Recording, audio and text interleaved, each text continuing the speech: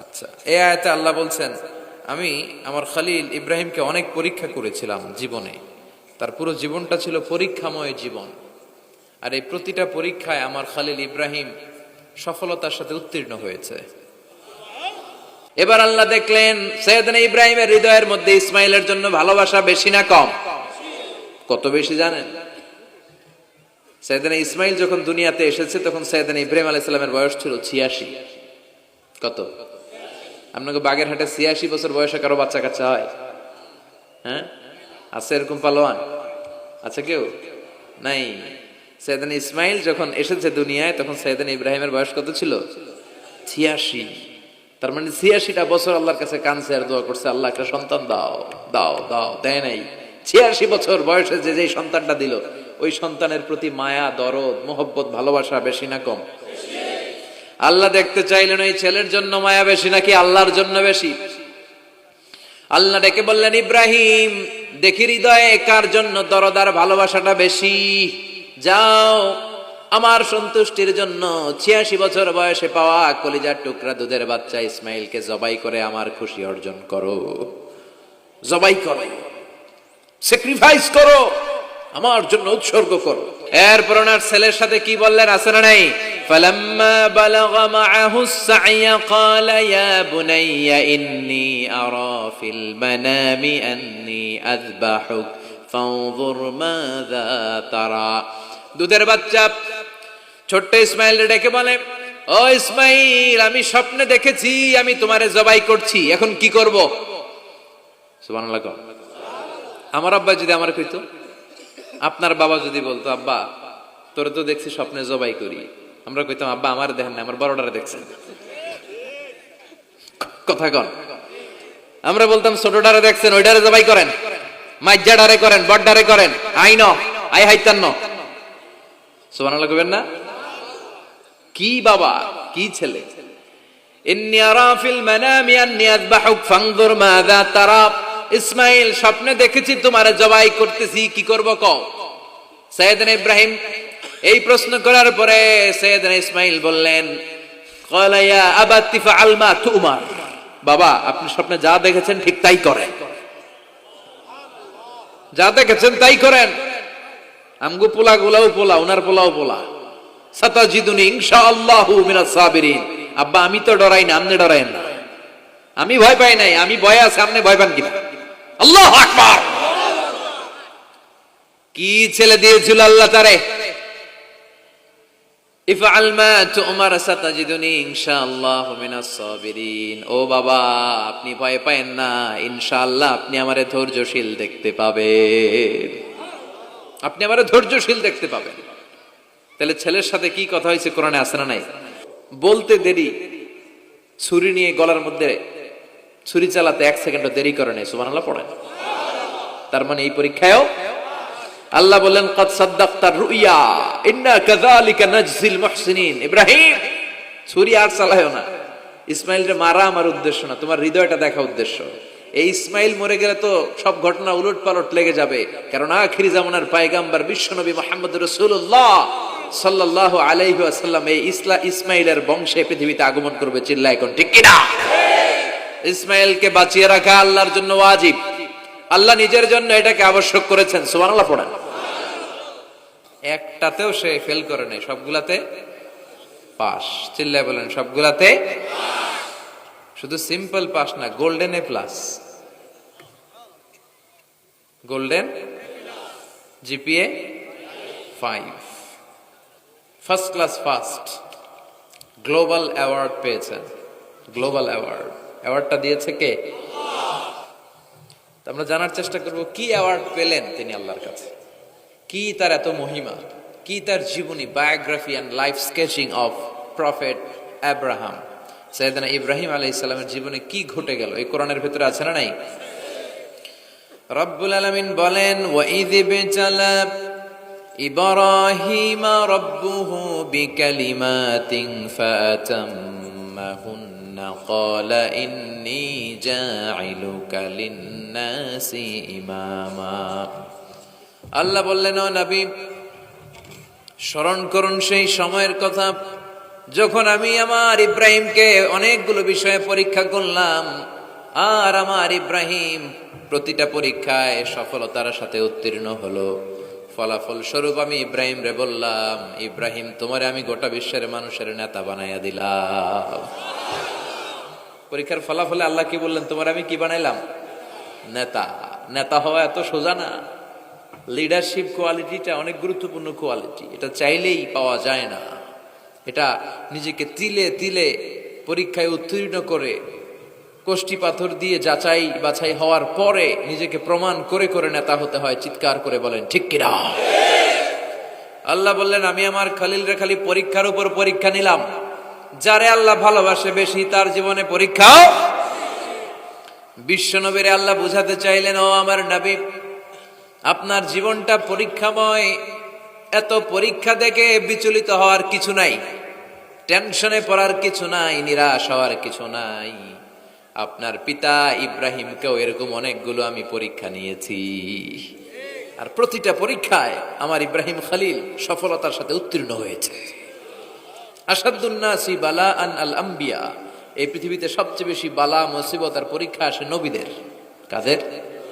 সুম্মাল আমসাল ফাল আমসাল, এরপরে সিদ্দিকিনদের, সোহাদাদের, সলেহিনদের।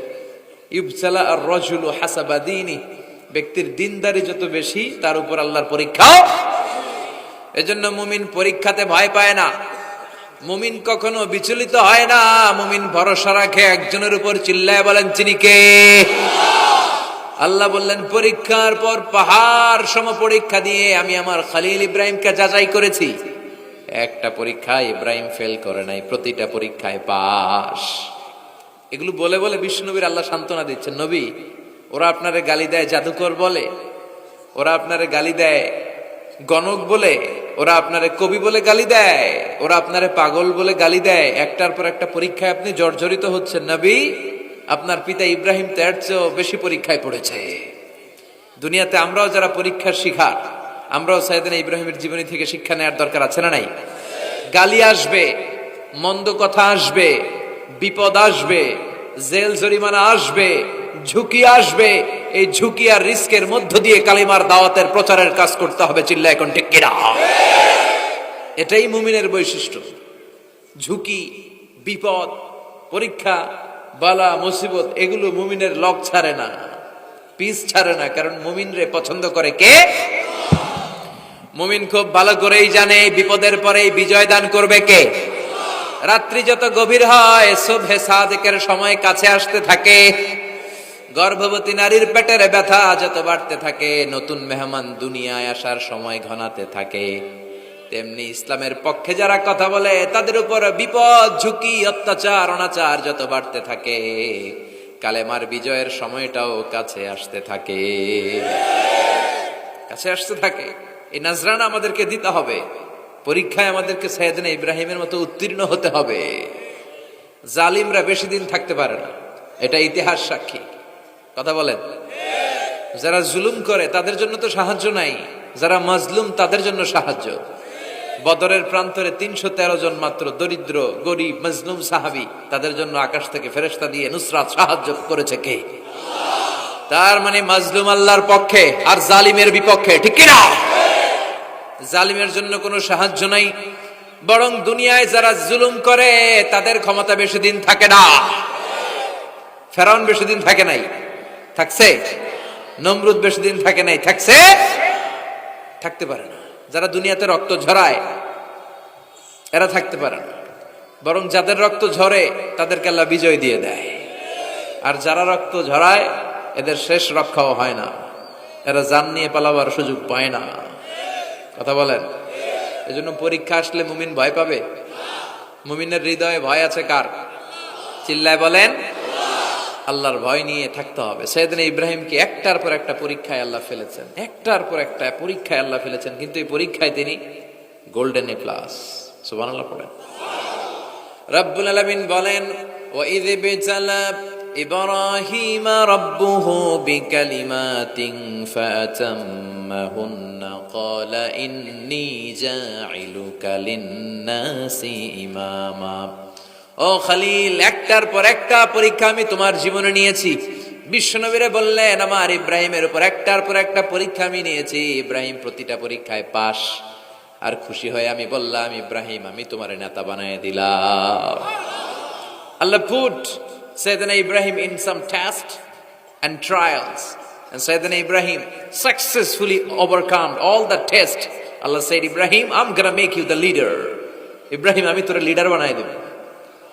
এই ফলাফল স্বরূপ তোমার আমি গোটা বিশ্বের নেতা বানাই দিব। I'm gonna make you the leader. এজন্য সাইয়েদনা ইব্রাহিমকে নেতা বানাই দিলেন কে? একটার পর একটা পরীক্ষা তিনি দিয়েছেন। একটাও সাধারণ পরীক্ষা ছিল না, সব ভয়ঙ্কর পরীক্ষা। পরীক্ষাগুলো ছিল অগ্নি পরীক্ষা। পরীক্ষা নাম্বার 1 ইলকাউহু ফিন্নার, আগুনের পরীক্ষা। নমরুদ বলে, ইব্রাহিম ঈমান ত্যাগ করো, না হলে আগুনে ফেলবো। কোথায় ফেলবো? সাইয়েদনা ইব্রাহিম বলে, আমার জীবন যাবে কিন্তু ঈমান যাবে। ঈমানের পথে অবিচল থেকে আমার মরণ যেন হয়। তোমারই কাছে মিনতি আমার, তোমারই কাছে মিনতি আমার, মহামহিম দয়াময়। ঈমানের পথে অবিচল থেকে আমার মরণ যেন হয়। পড়ে না আমিন। নমরুদ বলে, ইব্রাহিম ঈমান ছাড়ো, তা না হলে আগুনে ফেলবো। ইব্রাহিম বলে, জীবন যাবে কিন্তু ঈমান যাবে। তার মানে পরীক্ষায় পাস, আগুনে ফেলে দেয়া হলো। ঈমান হারা করতে পারে নাই নমরুদ। তার মানে আগুনের পরীক্ষায় নাকি ফেল না পাস। পরীক্ষা নাম্বার 1। পরীক্ষা নাম্বার 2 আল্লাহ বললেন, ইব্রাহিম কলিজার টুকরা সন্তান ইসমাইলকে আর প্রিয়তমা স্ত্রী হাজারকে মক্কার ধুধু প্রান্তরে রেখে আসো, যেখানে কোনো মানুষ নাই, কোনো পাখি নাই, কোনো প্রাণী নাই, কোনো খাওয়ার পানিও নাই, কেউ নাই, জনমানব শূন্য এলাকার মধ্যে ফ্যামিলির সবাইকে রেখে আসো, ইসমাইলরেও রেখে আসো, হাজারকেও রেখে আসো। কোনো টু শব্দ করলেন না। সাইয়েদনা ইব্রাহিম কিছু জিজ্ঞেসও করলেন না, বলার সাথে সাথে ওনার স্ত্রী আর কলিজার টুকরা বাচ্চাটারে মক্কার ধুধু প্রান্তরে রেখে দিয়ে আসলেন। এই পরীক্ষায়ও, কথা বলেন, এই পরীক্ষায়ও আমাদেরকে যদি আল্লাহ বলে, যাও তোমার সন্তান তোমার স্ত্রীকে রেখে আসো সাহারা মরুভূমিতে, পারবেন? হ্যাঁ, কি পরীক্ষা দিয়ে আল্লাহর প্রিয় হয়েছে। তার মানে আগুনের পরীক্ষায় পাস, ফ্যামিলি বিসর্জন দেওয়ার পরীক্ষায় পাস। এবার আল্লাহ দেখলেন সাইয়েদনা ইব্রাহিমের হৃদয়ের মধ্যে ইসমাইলের জন্য ভালোবাসা বেশি না কম? কত বেশি জানেন? সাইয়েদনা ইসমাইল যখন দুনিয়াতে এসেছে তখন সাইয়েদনা ইব্রাহিম আলাইহিস সালামের বয়স ছিল 86। কত? আপনাকে বাগেরহাটে 86 বছর বয়সে কারো বাচ্চা কাচ্চা হয়? হ্যাঁ, আছে এরকম পালোয়ান? আছে কেউ? নাই। সাইয়েদনা ইসমাইল যখন এসেছে দুনিয়ায় তখন সাইয়েদনা ইব্রাহিমের বয়স কত ছিল? 86। তার মানে 86টা বছর আল্লাহর কাছে কাঁদছে আর দোয়া করছে, আল্লাহ একটা সন্তান দাও দাও দাও, দেয় নাই। 86 বছর বয়সে যে সন্তানটা দিল, ওই সন্তানের প্রতি মায়া, দরদ, মোহব্বত, ভালোবাসা বেশি না কম? আল্লাহ দেখতে চাইলেন ওই ছেলের জন্য মায়া বেশি নাকি আল্লাহর জন্য বেশি। আল্লাহ ডেকে বললেন, ইব্রাহিম দেখি হৃদয়ে কার জন্য দরদার ভালোবাসাটা বেশি। যাও আমার সন্তুষ্টির জন্য 86 বছর বয়সে পাওয়া কলিজার টুকরা দুধের বাচ্চা ইসমাইলকে জবাই করে আমার খুশি অর্জন করো। জবাই করো, স্যাক্রিফাইস করো, আমার জন্য উৎসর্গ করো। বলতে দেরি, ছুরি নিয়ে গলার মধ্যে ছুরি চালাতে 1 সেকেন্ডও দেরি করে নেই। সুবহানাল্লাহ পড়েন। তার মানে এই পরীক্ষায়ও আল্লাহ বললেন, ক্বাদ সাদ্দাকতার রুইয়া ইন্না কাযালিকা নাজজিল মুহসিনিন। ইব্রাহিম ছুরি আর চালায়ও না, ইসমাইলরে মারা আমার উদ্দেশ্য না, তোমার হৃদয়টা দেখা উদ্দেশ্য। এই ইসমাইল মরে গেলে তো সব ঘটনা উলট পালট লেগে যাবে, কারণ আখিরি জামানার পয়গম্বর বিশ্বনবী মুহাম্মদ রাসূলুল্লাহ সাল্লাল্লাহু আলাইহি ওয়াসাল্লাম এই ইসমাইলের বংশে পৃথিবীতে আগমন করবে। চিল্লায় কোন ঠিক কিনা? ইসমাইলকে বাঁচিয়ে রাখা আল্লাহর জন্য ওয়াজিব, আল্লাহ নিজের জন্য এটাকে আবশ্যক করেছেন। সুবহানাল্লাহ পড়েন। কুড ইউ ইমাজিন কি স্যাক্রিফাইস তিনি করেছেন। প্রতিটা পরীক্ষায় পাস। পরীক্ষা নাম্বার 4 আল্লাহ বললেন, ইব্রাহিম আগুনের পরীক্ষায় পাস করলা, পরিবার বিসর্জনের পরীক্ষায় পাস করলা, সন্তান বিসর্জনের পরীক্ষায় পাস করলা, এখন তোমার আমি একটা গুরু দায়িত্ব দেব রে ইব্রাহিম। অনেক বড় দায়িত্ব, পারবা কিনা বলো। সাইয়েদনা ইব্রাহিম বলে লাব্বাইক। সুবহানাল্লাহ পড়ে। কি দায়িত্ব আল্লাহ? তোমারে আমি হজ প্রোগ্রামের এমডি বানাই দিলাম, managing director of Hajj program, হজের এমডি। তুমি হজের কাফেলা করো, তুমি হজের বন্দোবস্ত করো, দেখি এইটাতে তুমি কতটুকু সাকসেসফুল হতে পারো। সুবহানাল্লাহ পড়েন। সাইয়েদনা ইব্রাহিম বললেন, আল্লাহ কি কি করতে হবে খালি কন। আল্লাহ বলল, প্রথমে আমার ঘর বানাও, কারণ হজ করতে হলে আল্লাহর ঘরের দরকার আছে না নাই? وَإِذْ يَرْفَعُ إِبْرَاهِيمُ الْقَوَاعِدَ مِنَ الْبَيْتِ وَإِسْمَاعِيلُ رَبَّنَا تَقَبَّلْ مِنَّا إِنَّكَ أَنْتَ السَّمِيعُ الْعَلِيمُ। সুবহানাল্লাহ পড়েন। সাইয়েদনা ইব্রাহিম, সাইয়েদনা ইসমাইল বাপ বেটা মিলে কাবা ঘর বানাতে শুরু করলো। পাথর কেটে কাবা ঘর বানাতে শুরু করলো। একের পর এক পাথরের সাথে পাথর জোড়া লাগিয়ে আল্লাহর প্রথম ঘর, আউয়ালু বাইতি উদিআ লিন-নাস লাল্লাযী বিবাক্কাতা মুবারাকা, পৃথিবীর প্রথম ঘরটা তিনি পুনর্নির্মাণ করতে শুরু করলেন। ঘর বানানো শেষ। এবার আল্লাহ বললেন, ঘরটারে ঝাড়ু দাও। কি দাও? জোরে কোন, কি দাও? আল্লাহর ঘর ঝাড়ু দেওয়া অনেক সওয়াবের কাজ। দিছেন কেউ কোনোদিন? নাকি খালি মুয়াজ্জিন হুজুরের ধমকান? হ্যাঁ, ঝাড়ু দেন নাই কেন? ওই বেটা খাদেম ঝাড়ু দিলি না কেন, এরকম ডাকাইত আছে না নাই? খালি মুয়াজ্জিনের দোষ, খালি খাদেমের দোষ। মসজিদের খাদেম আমরা সবাই। আপনি হতে পারেন সেক্রেটারি, হতে পারেন সভাপতি, হতে পারেন মেম্বার অফ দ্য পার্লামেন্ট, সব লোকগুলো আল্লাহর মসজিদের খাদেম। চিল্লায় বলেন ঠিক কিনা? আপনি ঝাড়ু দেন একবার, আপনি মুনাজাত পড়েন আমিন। এবার বাপ বেটা মিলে ঝাড়ু দিতে শুরু করলেন। আল্লাহ বললেন, তাহহিরা বাইতিয়া লিত-তাইফিনা ওয়াল-আকিফিনা ওয়ার-রুক্কা'ইস সুজুদ। ইব্রাহিম ইসমাইল বাপ বেটা মিলে কাবা ঘর ঝাড়ু দাও। ঝাড়ু দিলেন। তাহলে কাবা ঘর বানানো শেষ, ঝাড়ু দাও। এবার আল্লাহ বললেন, হজের আজান দাও। কি দাও? وَأَذِّنْ فِي النَّاسِ بِالْحَجِّ يَأْتُوكَ رِجَالًا وَعَلَى كُلِّ ضَامِرٍ يَأْتِينَ مِنْ كُلِّ فَجٍّ عَمِيقٍ। সুবহানাল্লাহ পড়েন। وَأَذِّنْ فِي النَّاسِ بِالْحَجِّ। ইব্রাহিম কাবা ঘর বানালাম, ঘরটারে ঝাড়ু দিয়ে তাওয়াফকারী, রুকুকারী, সিজদাকারী, ইতিকাফকারীদের জন্য পরিচ্ছন্ন করলা। এবার হজের জন্য আজান দাও। হজ যে করা লাগবে একটা ঘোষণা দাও। সাইয়েদনা ইব্রাহিম বলে, আল্লাহ এমন জায়গায় ঘর বানাতে বললেন এখানে মানুষ নাই, প্রাণী নাই, কেউ নাই, কাউরে দেখা যায় না। কার সামনে হজের ঘোষণা দেব, হজের আজান দেব? কাউরে তো আমি দেখি না। আল্লাহ বললেন, ইব্রাহিম তুমি একটা বড় পাথরের উপরে দাঁড়িয়ে হজের ঘোষণা দাও। দুনিয়ায় অবস্থিত সবগুলো মানুষের কানের মধ্যে ওই আজানের ঘোষণা আমি আল্লাহ পৌঁছে দেব। উনি দাঁড়িয়ে আজান দিলেন, ইয়া আইয়ুহান নাস ইত্তাখাযাল্লাহু বাইতান লিল হজ। আল্লাহ হজের জন্য একটা ঘর বানিয়েছেন, আসো আসো, যাদের সামর্থ্য আছে এসে হজ করে যাও। তখন পৃথিবীতে যত লোক ছিল প্রতিটা মানুষের কানের ভেতরে আল্লাহ আজানের ধ্বনি পৌঁছে দিয়েছে। আমরা যারা ছিলাম না, আমরা ওই সময় ছিলাম, কয়েছিলেন আলামুল আরওয়াহে, রুহের জগতে, রুহের জগতেও আমরা যারা ছিলাম আমাদের কানের মধ্যে এই ধ্বনিটা পৌঁছে দিয়েছে কে? ওই রুহের জগতে থাকা অবস্থায় যারা আমরা লাব্বাইক বলে আওয়াজ করতে পেরেছি, তাদের নসিবে কাবা ঘর জিয়ারতের সুযোগ করে দিবে কে? যারা আমরা লাব্বাইক করতে পারছিলাম তাদের নসিবে কাবা ঘরের জিয়ারত আছে না নাই? তার মানে আল্লাহ বললেন হজের এমডি বানাইছে আল্লাহ, ম্যানেজিং ডাইরেক্টর। আল্লাহ বললেন কাবা ঘর বানাও, বানালেন। ঘর পরিষ্কার করো, করলেন। আজান দাও, আজান দিলেন। তার মানে হজ প্রোগ্রামের যে দায়িত্ব, এই পরীক্ষায়ও, কথা বুঝে নাই মনে হয়, হজ প্রোগ্রামের দায়িত্ব এটাতেও পাস। একটার পর একটা পরীক্ষা দিয়েছে। সব শেষে আল্লাহ পরীক্ষা নিলেন, ইব্রাহিম তোমার বয়স এখন 80 বছর, এবার নিজ হাতে তুমি সুন্নাতে খাতনা করো। কি করো? নিজ হাতে সুন্নাতে খাতনা। সহিহ বুখারীর বর্ণনা। ইখতাতানা সাইয়েদনা ইব্রাহিম আলাইহিস সালাম ওহু ইবনু 80 সানা বিল কদম, কুঠার দিয়ে নিজ হাতে নিজের লজ্জাস্থানের সামনের চামড়ার অংশটা কেটে তিনি নিজ হাতে 80 বছর বয়সে নিজের সুন্নাতে খাতনা করেছেন। এমনি এমনি আল্লাহর প্রিয় হয় নাই, এমনি এমনি আল্লাহ লিডার বানায় নাই। আল্লাহ এমনি বলে নাই I'm gonna make you the leader, ওটা বিশ্বের মানুষের নেতৃত্ব দেওয়ার জন্য আমি তোমারে তৈরি করেছি। এমনি হয় নাই, একটার পর একটা পরীক্ষা দিয়ে নিজেকে প্রমাণ করার মধ্য দিয়ে তিনি নেতৃত্বের আসনে আসীন হয়েছেন। চিৎকার করে বলেন ঠিক কিনা? সে আল্লাহ ডেকে বললেন, গোলাম, এই ইব্রাহিমের জীবনে তোমাদের জন্য আমি আদর্শ রেখে দিয়েছি। আমি পৃথিবীর বুকে কয়েকজন নবীকে সিলেক্ট করেছি, তার মধ্যে ইব্রাহিমের মর্যাদা সারাড়াই।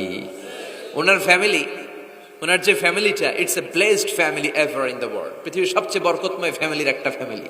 এই ফ্যামিলি যেখানেই হাত লাগাইছে ওটা বরকত হয়ে গেছে, যেটা ধরছে মাটি সোনা হয়ে গেছে। কি বরকত! সাইয়েদনা ইব্রাহিম আলাইহিস সালামের পায়ের ছোঁয়া লেগেছিল একটা পাথরে। তিনি যখন কাবা বানাচ্ছেন আর উপরে ওঠে না, বানাতে বানাতে আর নাগাল পায় না, বললেন, আল্লাহ এবার কি করি? এই পাথরে দাঁড়িয়ে তুমি কাবা বানাও। বলা হয় যে এই পাথরটা এত শক্তিশালী ছিল, ওনার উপরে ওঠা দরকার লিফটের মতো, পাথরটা উপরে উঠে যেত, নিচে নামা দরকার নিচে নেমে যেত। আবার এই পাথরের জায়গাটাকে আল্লাহ তাআলা নামাজের মুসল্লা বানিয়ে দিয়েছেন, আমাদের জন্য নামাজের মুসল্লা। ওয়াত্তাখিযু মিন মাকামি ইব্রাহিম মুসাল্লা। আল্লাহ বললেন, গোটা বিশ্বের সব মুমিনদের জন্য মাকামে ইব্রাহিমরে আমি মুসল্লা বানিয়ে দিলাম। বিশ্বনবী যখনই তাওয়াফ করে 2 রাকাত নামাজ পড়তেন, মাকামে ইব্রাহিমের সামনে এসে 2 রাকাত সালাত পড়তেন।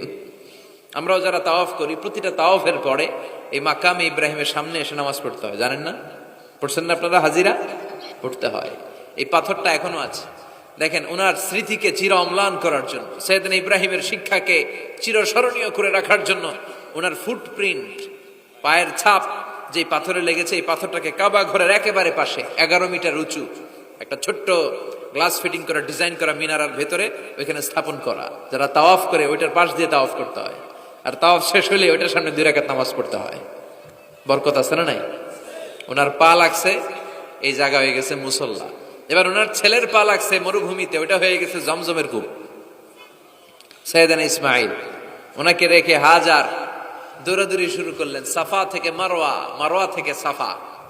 আহা, এখন এয়ার কন্ডিশন করা, 4 তলা এয়ার কন্ডিশন করা, এত সুন্দর পরিবেশ, এরপরে দৌড়াতে দৌড়াতে আমাদের ঘাম ছুটে যায়। না জানি সাইয়েদাতুনা হাজার কি কষ্ট করে সেখানে দৌড়াদৌড়ি করেছিলেন, না জানি উনার কি কষ্ট পোহাতে হয়েছিল। উনি সাফা থেকে মারওয়া একবার, মারওয়া থেকে সাফা একবার 60টা চক্কর দিলেন।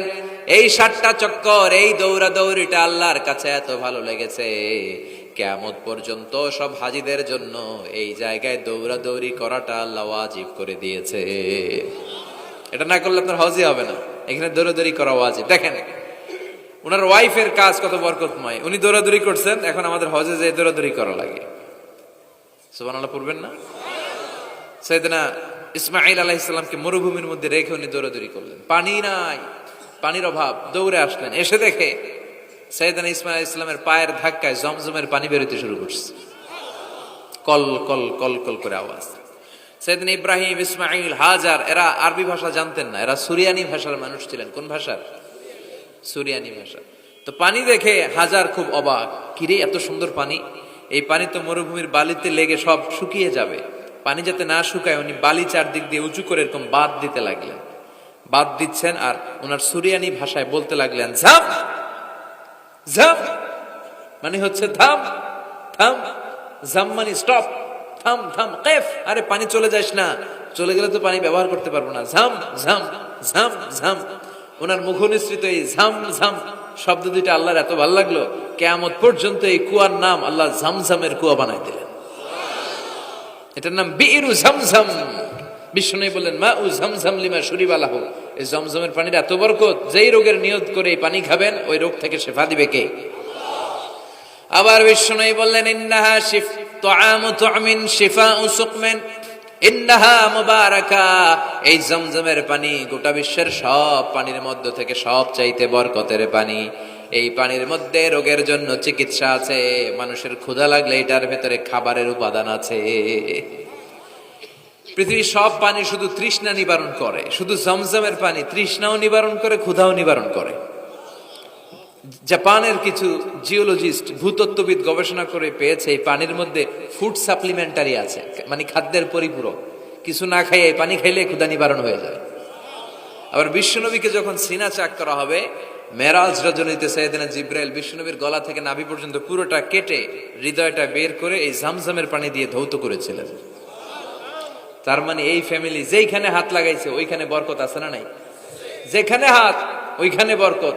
বাবা পা লাগাইছে মাকাম ইব্রাহিম, ছেলে পা লাগাইছে জমজমের কুয়া, হাজার দরদরি করেছে, আস-সা'য়ু বাইনা সাফা ওয়াল মারওয়া হজের মধ্যে ওয়াজিব করে দিয়েছে কে? আবার আল্লাহ বললেন ওয়াজআলনা ফি যুররিয়াতিহিন নুবুওয়াতা ওয়াল কিতাব, আমি খুশি হয়ে এই ইব্রাহিমের বংশের মধ্যে নবুয়ত দিয়েছি, আবার কিতাবও দিয়েছি। সুবহানাল্লাহ বলেন। তিনি নবুয়ত দিয়েছেন। পৃথিবীতে যত নবী আসছে সব সাইয়েদনা ইব্রাহিমের নাতিপুতি। সব কি বিশ্বাস হয় না? এই পৃথিবীতে যত পয়গম্বর এসেছেন তার 99.99% নবীরাই ওনার ছেলে আর নাতিপুতি। চিল্লায় পড়েন আল্লাহু আকবার। এজন্য ওনারে বলা হয় আবুল আম্বিয়া, father of the all prophets, সব নবীদের বাবা। ওনার বয়স যখন 86 তখন আল্লাহ সাইয়েদনা ইসমাইলকে দিলেন। বয়স যখন 100 তখন সাইয়েদনা ইসহাক আলাইহিস সালামকে আল্লাহ দিলেন।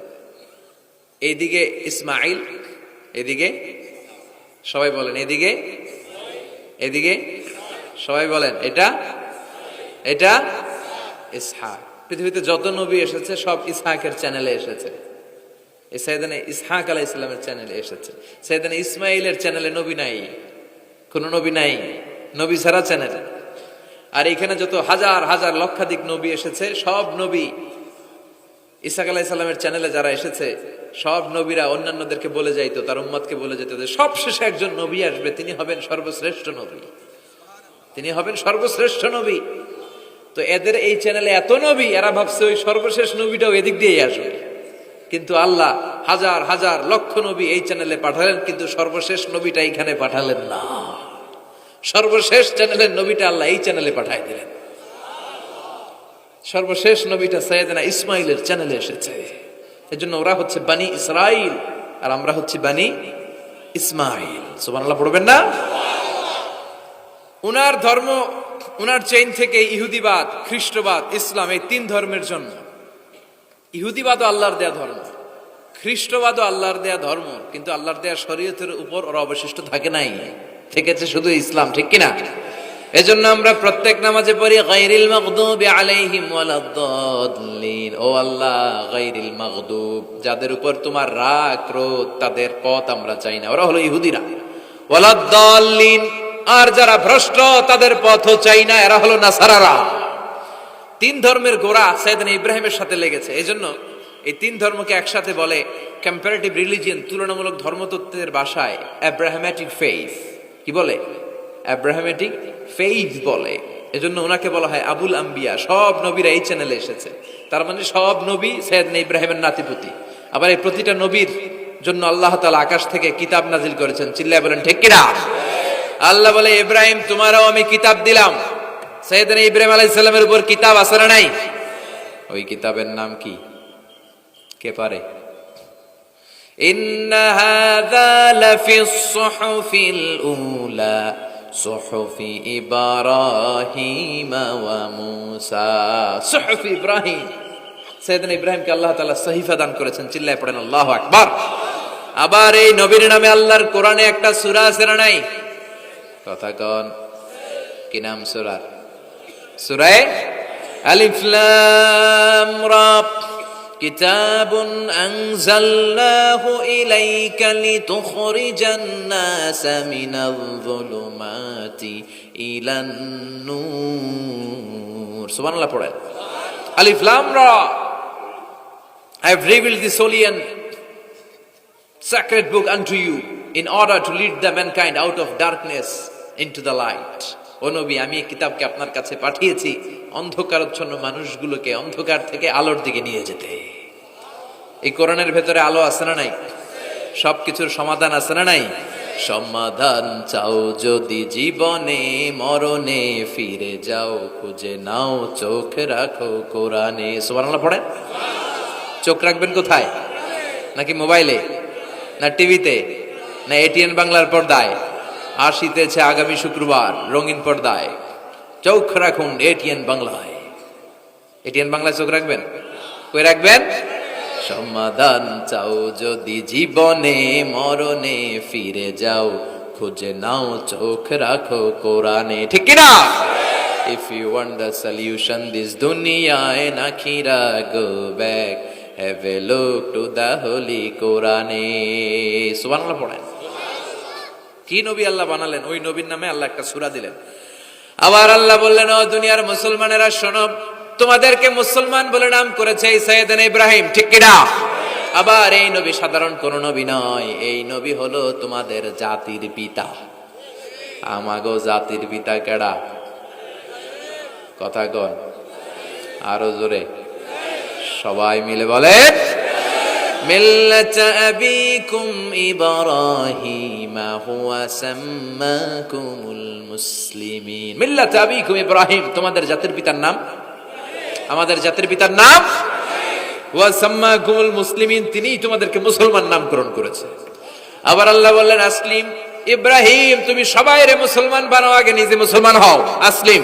ক্বালা আসলামতু লিরাব্বিল ও ইব্রাহিম তুমি মুসলমান হও বলার সাথে সাথে ইব্রাহিম বলে আল্লাহ দেরি নাই আমি মুসলমান হয়ে গেলাম ইহুদিরা দাবি করতো সাইয়েদনা ইব্রাহিম নাকি ইহুদি নাউজুবিল্লাহ পড়বেন না খ্রিস্টানরা দাবি করতো সাইয়েদনা ইব্রাহিম নাকি খ্রিস্টান আল্লাহ বলে মা কানা ইব্রাহিম ইয়াহুদিয়াও ওয়ালা নাসরানিয়াও ওয়ালাকিন কানা হানিফাম মুসলিমা আল্লাহ বলে আমার ইব্রাহিম ইহুদি নয় আমার ইব্রাহিম খ্রিস্টান নয় আমার ইব্রাহিম পাক্কা মুসলমান হানিফান মুসলিমা পাক্কা মুসলমান ওনার ইসলামে কোনো সন্দেহ এজন্য আল্লাহ খুশি হয় ওনার একটা উপাধি দিলেন উপাধিটা হলো লা হালিম ইন্না ইব্রাহিম লা হালিমুন আওয়াহুম মুনিব আমার ইব্রাহিম সহনশীল আমার ইব্রাহিম ভদ্র সুবহানাল্লাহ বলেন আমাদের বাংলাদেশে আমাদের মুসলমানদের মধ্যে এটার সবচেয়ে বড় অভাব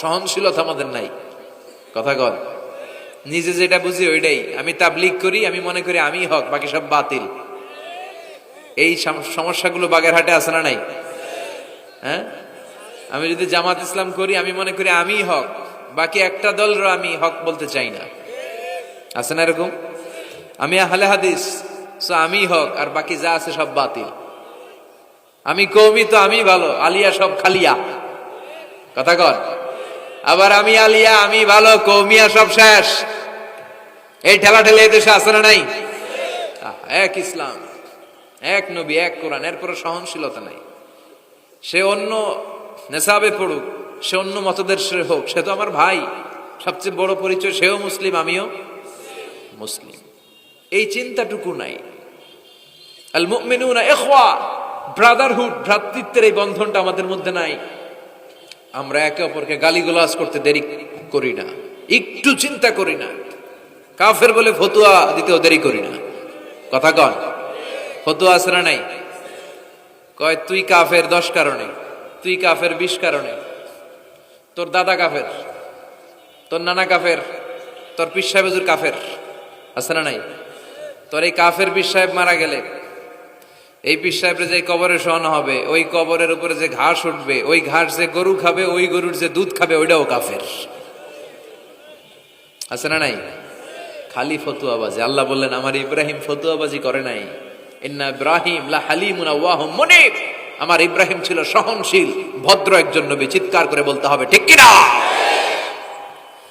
আবার আল্লাহ বললেন আমার ইব্রাহিমকে আমি খলিল উপাধি দিয়েছি ইত্তাখাযাল্লাহু ইব্রাহিমা খলিলা আল্লাহ বললেন গোটা বিশ্বের মধ্য থেকে কাউরে আমি খলিল বলে গ্রহণ করি নাই একমাত্র ইব্রাহিমকে ছাড়া ইব্রাহিম আলাইহিস সালামকে ছাড়া কাউরে আল্লাহ খলিল বানাইছে খলিল মানে বন্ধু খলিল মানে সবাই বলেন খলিল মানে